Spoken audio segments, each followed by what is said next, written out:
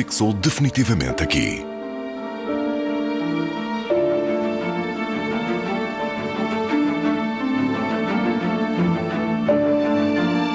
Desde então, foram vários os povos que ocuparam o território com culturas por vezes bem diferentes umas das outras e que nos foram deixando um rico legado da sua presença.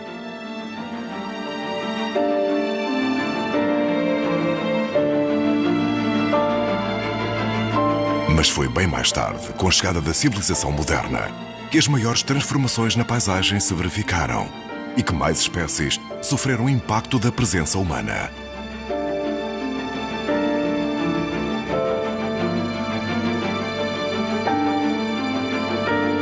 Hoje é apenas em museus que podemos observar algumas das dezenas de espécies que já não habitam o território português.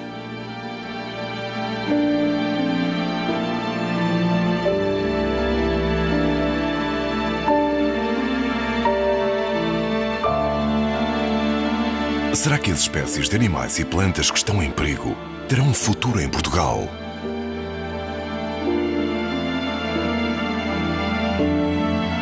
Será que as que se extinguiram no passado poderão um dia voltar a percorrer o território português?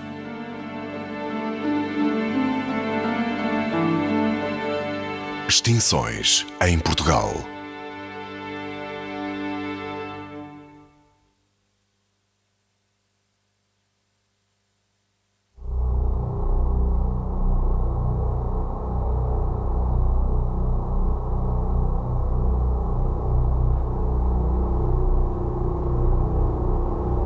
A vida é uma manifestação inevitável do cosmos.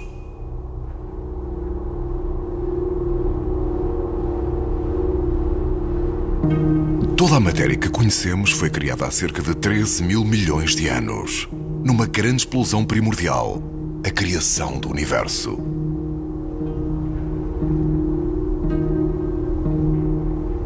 Os planetas são uma consequência natural da atração gravítica, que reuniu grandes quantidades de materiais, condensando-os e sujeitando-os a enormes pressões e temperaturas até formarem estruturas coesas e consolidadas.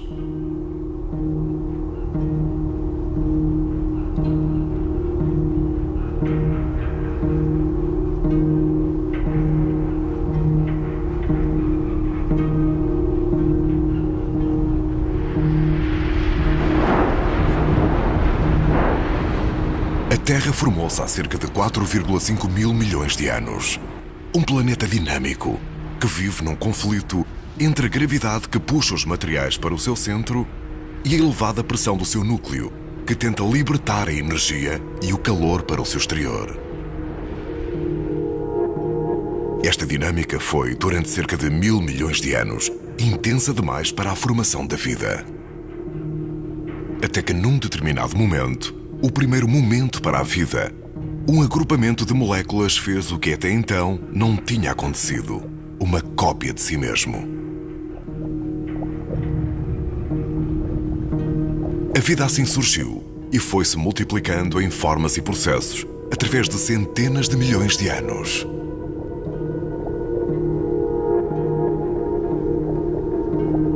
As espécies foram-se formando e extinguindo, dando lugar a outras espécies mais bem adaptadas, mais eficazes, e a própria Terra foi-se transfigurando. Mais de 99% de todas as espécies que já existiram estão hoje extintas. A extinção faz parte da vida. É um processo natural fundamental para a evolução.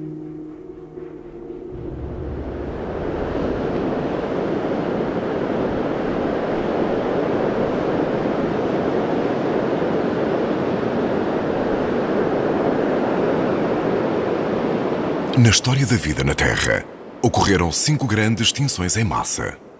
Uma extinção em massa acontece quando há uma transformação tão radical no biótopo do planeta que uma grande percentagem das espécies é eliminada. A última grande extinção, e a mais bem caracterizada, foi uma que eliminou da Terra um grupo bem conhecido de animais pré-históricos.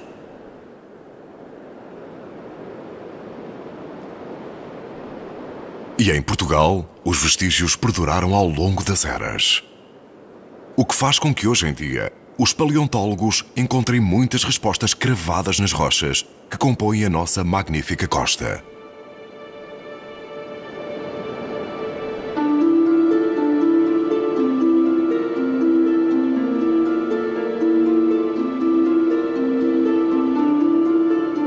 O Jurássico Superior de Portugal, sobretudo aqui na região oeste, portanto, Lourinhã, Torres Vedras, Peniche, é muito rico em vestígios de dinossauros.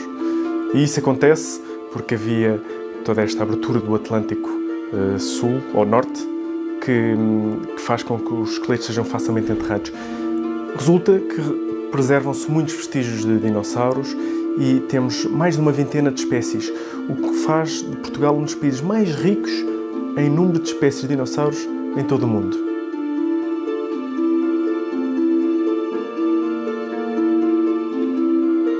Nós temos vestígios de dinossauros desde o Jurássico Inferior até ao Cretácico Superior. Portanto, abrange uma boa parte de todo o Mesozoico, toda a era dos dinossauros.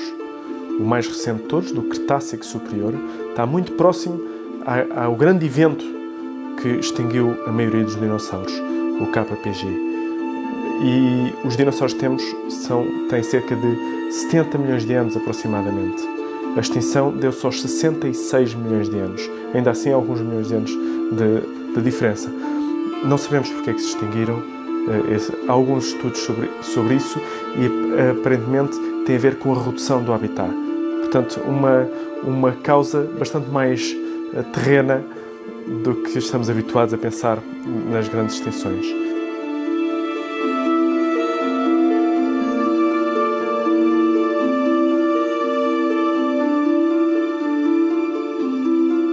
Mas isso, seja como for, é o normal no registro fóssil. O que é normal é haver uma sucessão de extinção e aparecimento de espécies, porque não há nenhuma espécie, nem sequer a nossa, que viva para sempre. 99% das espécies que alguma vez existiram extinguiram-se.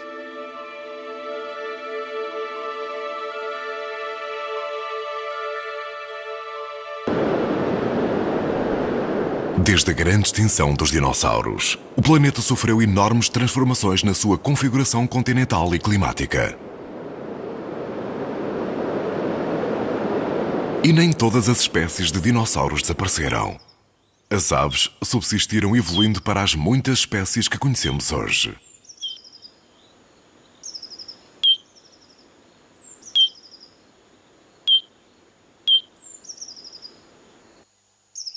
Ao longo das eras, a competição entre espécies continuou, alimentando a sua evolução e novas formas apareceram, enquanto algumas das velhas se extinguiam.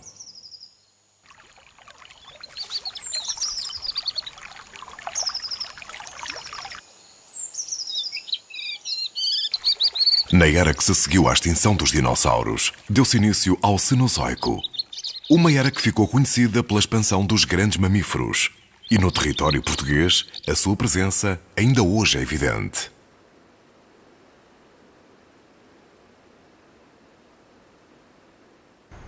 Curiosamente, das zonas do país mais ricas em vestígios de fauna do Miocénico, é em Lisboa. Na cidade de Lisboa. Na cidade de Lisboa está assente sobre rochas do Miocénico, com vestígios de crocodilos, hipopótamos, elefantes, uma megafauna que é relativamente desconhecida e já não existe atualmente, que foi extinta. Cada vez que há uma obra em Lisboa, quase certeza que estão a ser destruídos fósseis.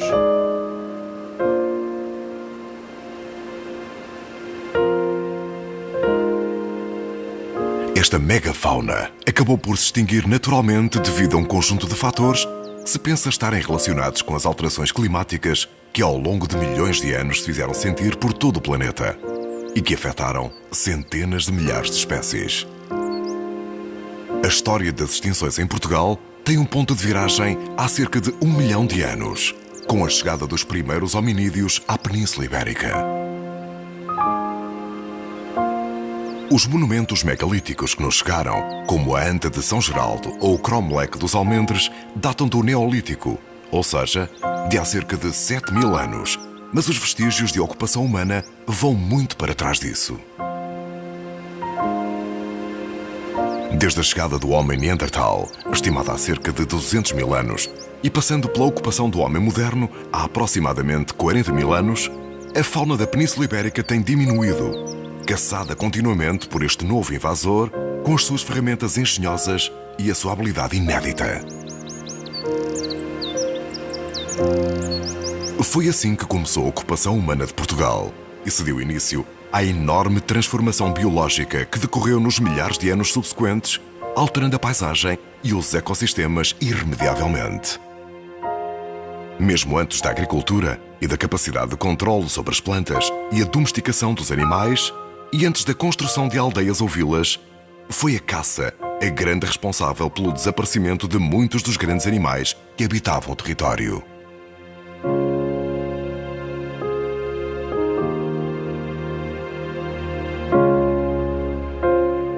Não sei se pode falar de convivência, mas existem os grandes mamíferos e o homem no mesmo tempo. Mas o homem, nesta altura, era caçador e tenta caçar estes grandes animais. Havia mais mamíferos de grande tamanho, de grande porte, como, por exemplo, o leão, hiena, urso, leopardo, etc. E ao longo do tempo, desde 20.000 anos atrás, muitos destes grandes mamíferos extinguiram-se. Ou quer dizer, não encontram-se nos sítios arqueológicos. Não quer dizer que extinguiram-se totalmente de Portugal. E alguns destes sobreviveram até o período medieval, como, por exemplo, o urso. É muito difícil saber exatamente quando extinguiram-se, mas é provável durante o final do Pleistocénico, durante o final da Idade de Gelo, a última Idade de Gelo.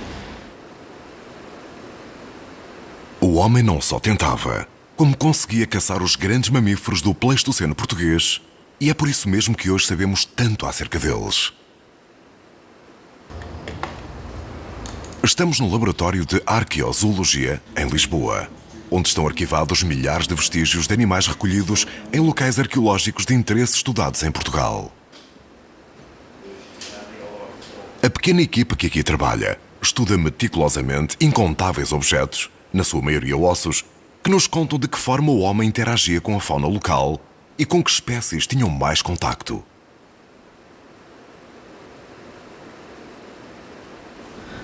Talvez o sítio mais importante é Caldeirão, a Gruta de Caldeirão. Foi escavado pelo João Zilhão nos anos 80. É perto de Tomar, no Vale do Nabal.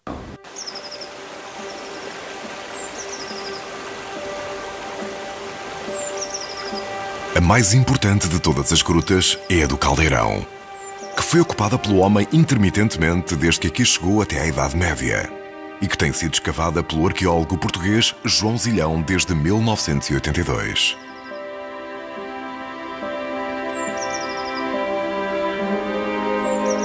Esta pequena gruta tem sido uma peça fundamental para a descoberta da fauna dessa época, e os resultados das escavações aqui feitas são uma janela para conhecermos muitas das espécies extintas em Portugal, perseguidas pelo homem para se delas alimentar ou pela ameaça que representavam para a sua sobrevivência.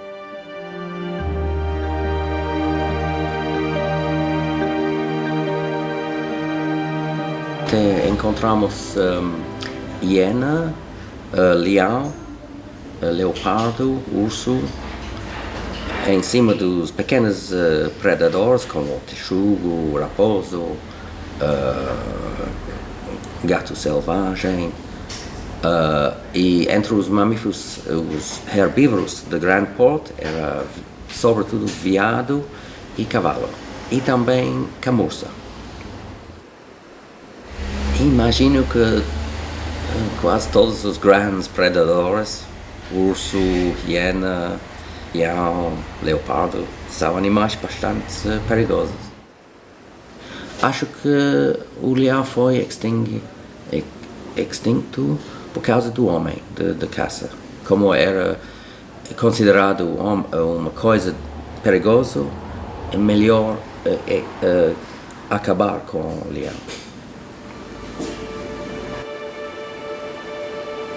O leão foi extinto em Portugal por representar um perigo para o homem. E não seria a última espécie a ser vítima deste tipo de perseguição.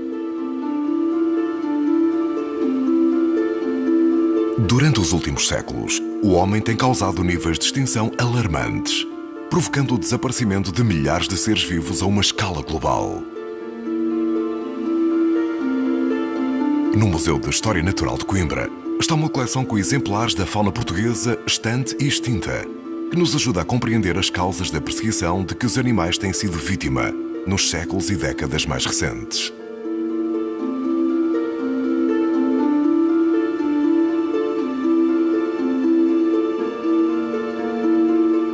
Aqui encontramos espécies como o quebra-ossos, uma espécie de abutre extinta em Portugal durante o século XIX, ou o urso, que existiu em Portugal até ao século XX. Muitos outros animais que aqui estão representados ainda podemos encontrar nas nossas serras, planaltos e mares, mas grande parte deles está hoje ameaçada, correndo também assim o risco de desaparecer para sempre. Dos vários que aqui podemos encontrar, de várias épocas diferentes, há um que poucos podem imaginar que alguma vez tenha pisado o solo português. Este é o castor euroasiático.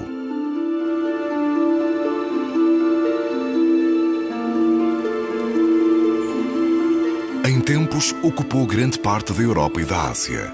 E sabemos relativamente pouco acerca deste notável animal que habitou o nosso país. Sabemos, porém, as causas que levaram à sua extinção. Os registros mais antigos de castor recuam até ao Paleolítico, que termina há cerca de 10 mil anos. Mas o registro mais recente, proveniente da Idade Média, situa-se na bacia do rio Arade, próximo de Portimão.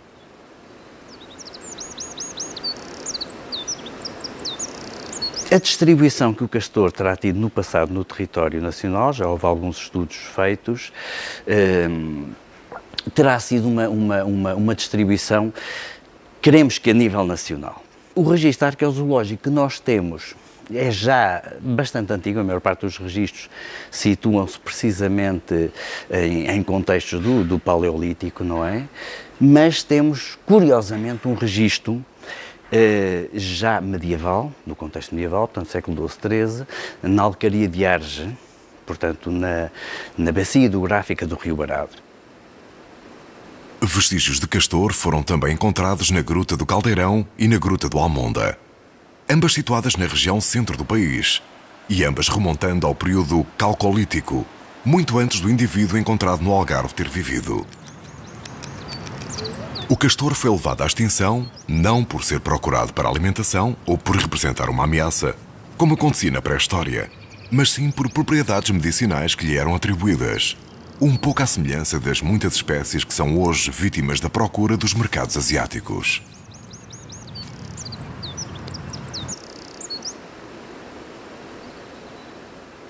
Porquê é que o castor se extingue? Ora bem, o castor tinha uma característica muito interessante, era uma espécie alvo de atividade cinegética, não só pela pele, mas também pela presença do castórium.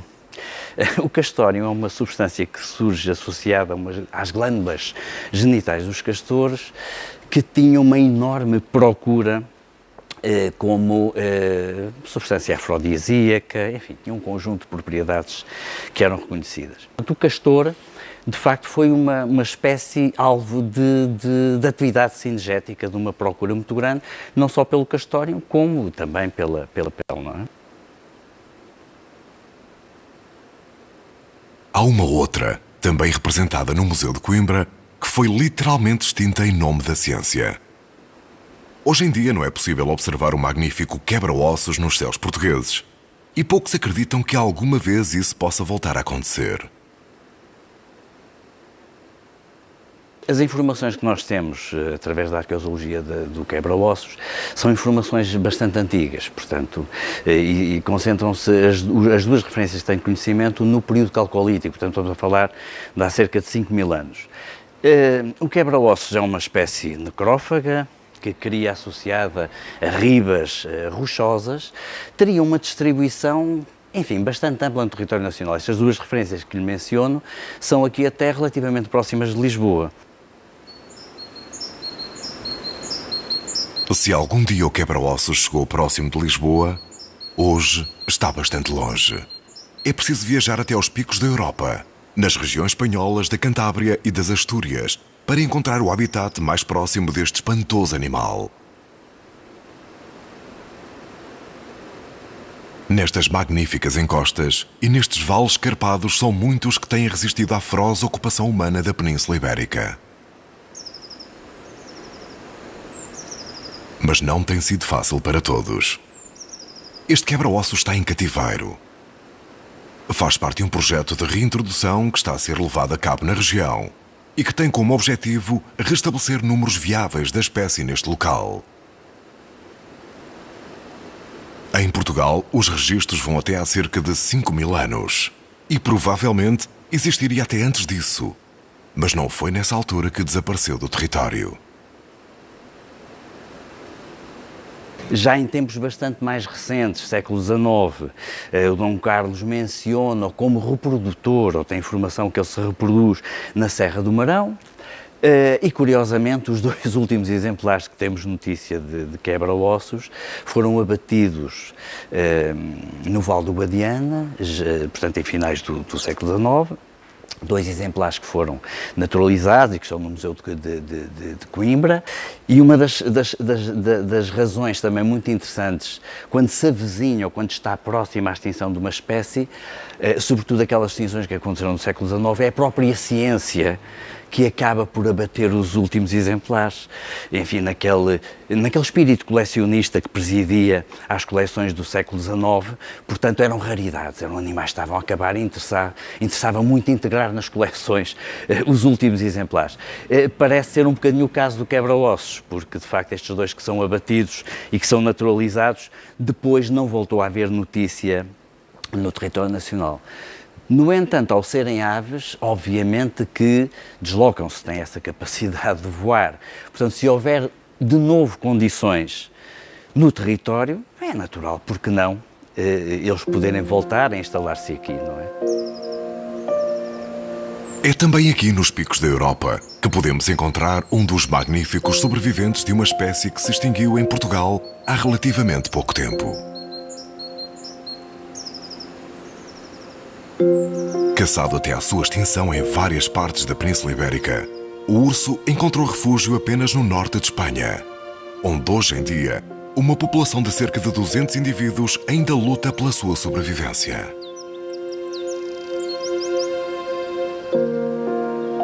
Atualmente, a população está estável, mas ainda assim é uma espécie que não está livre do perigo de extinção. Em Portugal, ficaram apenas alguns registros da sua existência. Em termos de registros escritos mais recentes, começam a ser principalmente na altura do século XII, XIII, das inquirições, em que o urso fazia parte de um dos animais que era necessário dar um tributo ao rei ou aos nobres, a pata do urso, tal como, por exemplo, também a perna do javali e de veados. E nesse sentido o urso começa a ser referido em muitos forais e em muitas regiões, principalmente do norte do país. Esses testemunhos têm a ver principalmente com muros apiários, que eram construções em pedra para proteção das colmeias, em que alguns deles têm características tecnológicas monumentais, com 3 metros de altura, paredes bastante amplas, e que serviam para a proteção das colmeias face aos ataques de urso, principalmente.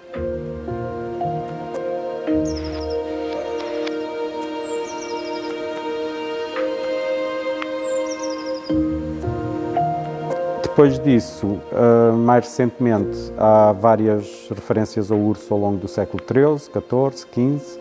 Era uma espécie que era considerado uma caça para nobres, por isso os reis e os nobres sempre o protegeram, sempre fizeram muitas leis e muitas normativas a regular a sua caça. Na realidade, até Dom Duarte, na década de 1430, fez uma lei nacional em que proibia o abate de ursos e estipulava uma coima de 1000 moedas, 1000 reais, para quem abatesse um urso. E possivelmente isso é a primeira lei de proteção de uma espécie em Portugal. A partir do século XV-XVI, principalmente devido à caça e à destruição do hábitat, aos fogos, principalmente com a destruição do coberto vegetal, o urso começa um processo de regressão bastante acentuado, torna-se muito raro e aparentemente fica circunscrito só a norte do Rio Douro. Podemos considerar que os últimos registros confirmados de urso em Portugal são de 1920, e o último, aliás, muito perto da fronteira, a 2-3 km da fronteira, foi o abate de um urso em 1946. Esse é o último registro na zona de perto de Castro Laboreiro. O urso, entretanto, em Espanha subsistiu, não é? E numa população que nos últimos anos tem vindo a recuperar. E ao vir a recuperar, o movimento desses animais dispersantes tem se tornado cada vez mais amplo e nos últimos 3-4 anos tem havido, de uma forma crescente, registros de urso cada vez mais próximo da fronteira portuguesa, principalmente na zona de La Cabrera e Sanabria, a cerca de 12 a 15 km da fronteira de Bragança, do Parque Natural de Montezinho. Nesse sentido, é possível que, se calhar, com o tempo e daqui a alguns anos, o urso possa voltar a pisar solo português. Uma das formas que o ser humano tem encontrado para repor espécies que se extinguiram nos ecossistemas onde habita é a reintrodução. Ainda assim, nem sempre é preciso que seja o homem a ajudar no regresso de uma espécie a um determinado território. Em Portugal, um dos casos mais notáveis é o do esquilo, que acabou por regressar ao nosso território pelas duas vias, a natural e a reintrodução por parte do homem.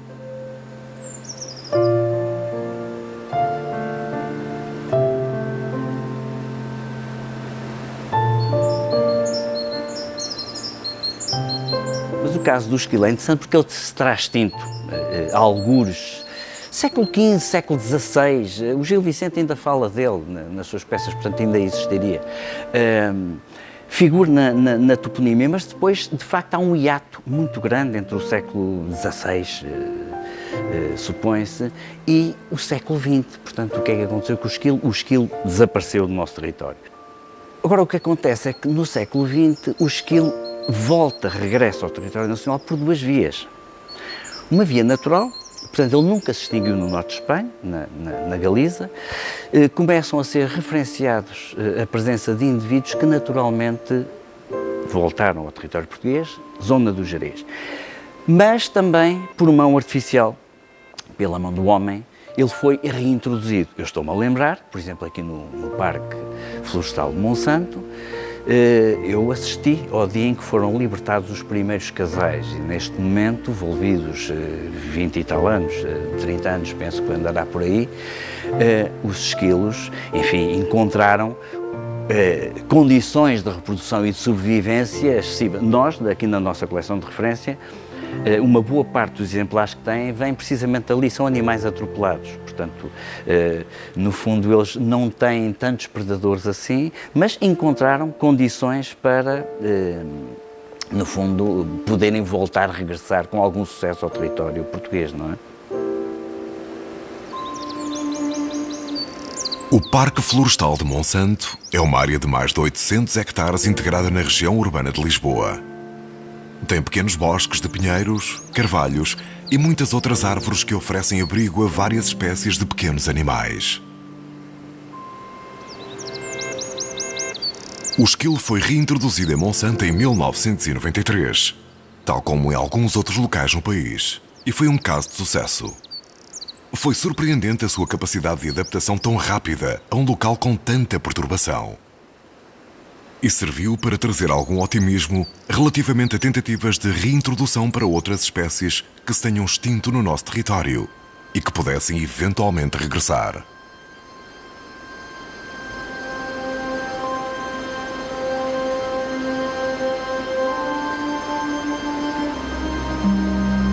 Um dos casos mais recentes de reintrodução humana de uma espécie em Portugal é o do lince ibérico, uma espécie endémica da Península Ibérica e que, por isso, não se encontra em mais local nenhum do planeta.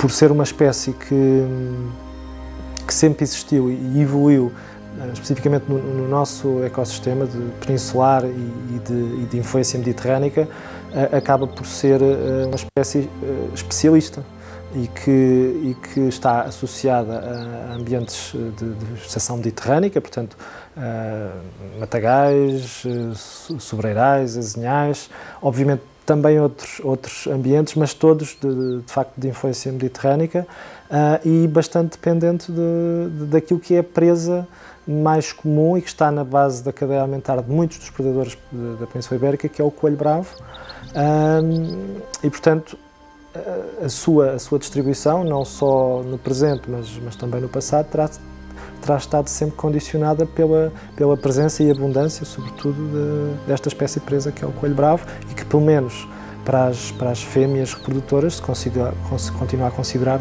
uma espécie fundamental e condicionadora da presença e densidade do lince ibérico.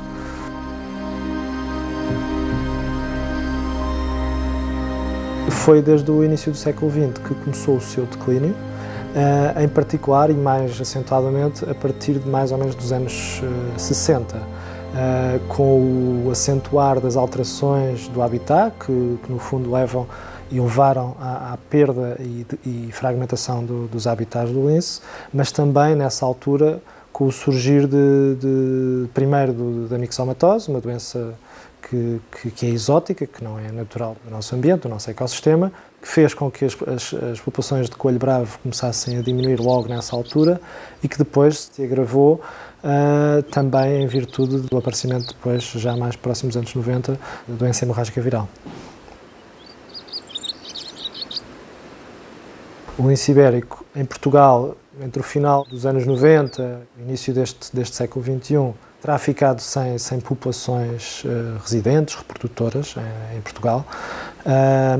Também mais ou menos nesse período, e a culminar mais ou menos em 2002, 2004, atingiu, tanto quanto se sabe, os mínimos populacionais históricos a nível global, a nível da Península, e portanto foi precisamente face a essa situação extremamente crítica, à própria continuidade da espécie, que acabaram por surgir, não só em Portugal, mas também em Espanha, os principais projetos, aqueles que tiveram mais impacto a nível de conservação.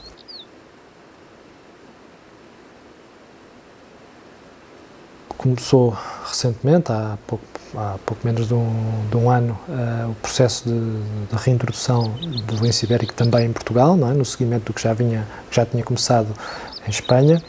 E não só os trabalhos que foram sendo feitos verificavam que, de facto, havia ainda algumas condições para a espécie, como o próprio desenrolar desse processo tem vindo a demonstrar que a espécie tem ainda condições, não é? Um dos fatores essenciais neste momento será claramente a abundância de coelho bravo, porque ainda que a espécie possa, em determinadas situações, e sobretudo alguns dos indivíduos em particular, predar também outras espécies, as fêmeas reprodutoras e a existência de uma população estável, tanto quanto se sabe, necessita de uma abundância grande de coelho bravo, não é? Hoje em dia, eu diria que provavelmente a questão essencial e que certamente condicionará não só a capacidade da espécie voltar a ter populações estáveis em Portugal, mas também o ser humano possibilitar que essas populações depois sobrevivam, é precisamente o fator humano, o fator da aceitação social e de apoio social à conservação da espécie. perder uma espécie como a lince é perder um potencial económico, um potencial de turismo, de ecoturismo, de desenvolvimento sustentável. No fundo, sempre que tivermos um ambiente mais pobre, um ecossistema mais simples, mais simplificado, estamos potencialmente a perder também um recurso económico.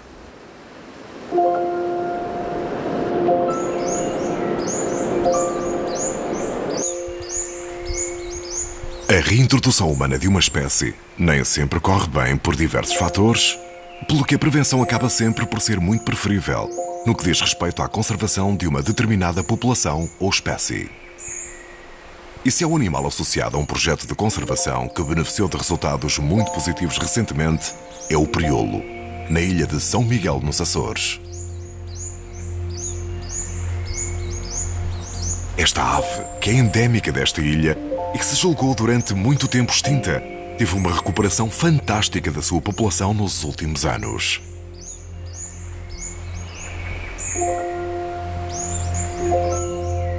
O priolo esteve quase extinto, acredita-se, porque nos anos 70 foi quase como redescoberto por um investigador francês. Portanto, havia muito poucos registros de priolo.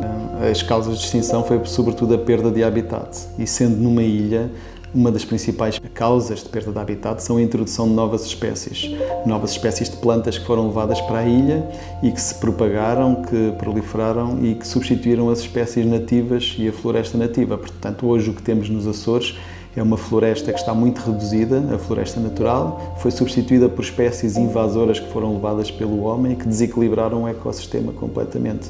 Isso fez com que o priolo tivesse uma área de distribuição muito mais restrita e, portanto, muito mais dificuldade em sobreviver.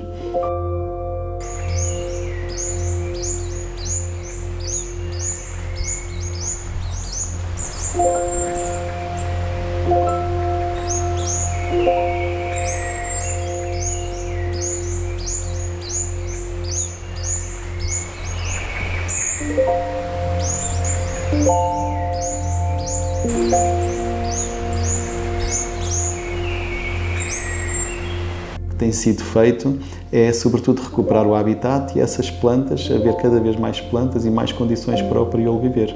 E a ave tem respondido, portanto, de uma espécie que esteve quase em extinção, alguns anos depois conseguimos que a população aumentasse um pouco e que saísse inclusivamente desse estatuto que tinha no livro vermelho da fauna, em que dizia que estava criticamente em perigo de extinção. Hoje em dia continua ameaçado, não é uma espécie que está completamente salva, nem num estado muito confortável, mas já é mais fácil de ver, já tem uma distribuição melhor e a população tem muito melhor estado e livre de extinção a curto prazo.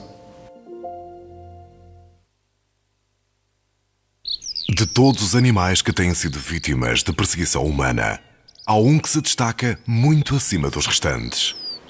E se nada for feito num futuro próximo, é possível que deixe de habitar no território português definitivamente. O lobo ibérico.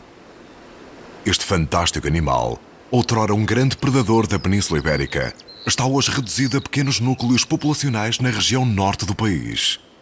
Estima-se que existam cerca de 300 em Portugal, mas na verdade, não existe nenhum estudo recente que possa apontar uma estimativa atualizada e fiável.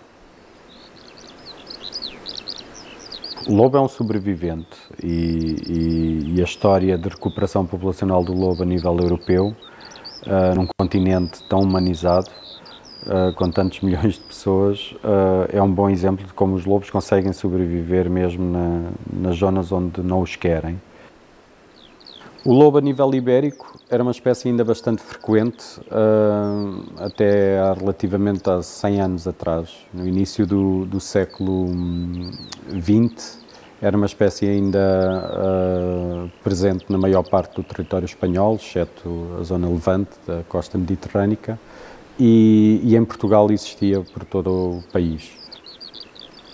É principalmente nos anos 20 e 30 do século XX, nas décadas de 1920 e 1930, que o lobo começa a iniciar um processo de regressão no nosso país, bastante acentuada, em que, num espaço de 50 anos, extingue-se praticamente, esse processo de regressão foi de sul para norte e do litoral para o interior, E nos anos 40, 50, o lobo já estava extinto em muitas zonas, principalmente do sul de Portugal, mas ainda ocorria às portas aqui do Porto ou às portas de Lisboa, em algumas regiões ali no Val do Sado e do Val do Tejo, muito próximo de Lisboa. Mas a partir dos anos 60, 70, o lobo então fica praticamente circunscrito à região norte de Portugal, com alguns isolados muito pequenos nas zonas do Alentejo, principalmente na zona da margem esquerda, do Guadiana, de Barrancos, e Serra do Portelo e Serra de Marvão. Desde aí, esse processo de regressão foi continuado até cerca de 1990, onde aparentemente a população se estabilizou. É também a altura onde se começam a realizar estudos científicos e um acompanhamento mais sério da situação do lobo e monitorização das populações através de censos populacionais.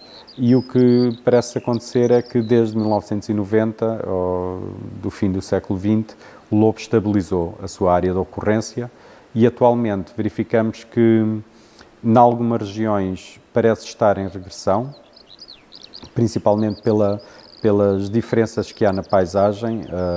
Temos uma paisagem que em certos aspectos pode até ter uma recuperação do coberto vegetal bastante grande face, por exemplo, há umas décadas atrás, mas está também a ser muito mais massificada em infraestruturas, seja redes viárias, seja parques eólicos, seja barragens, e tudo isso pode causar alguma perturbação e fragmentação na paisagem que faz com que eles possam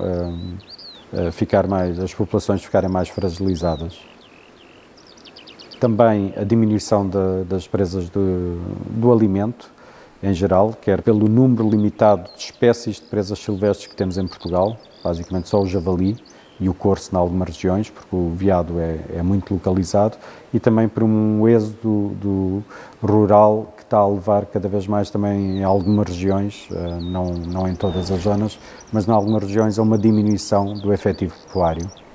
Por isso, nessas regiões o lobo parece estar a diminuir, enquanto que noutras, como por exemplo na zona da Beira, na zona fronteiriça com Espanha, parece estar a haver alguma recuperação populacional.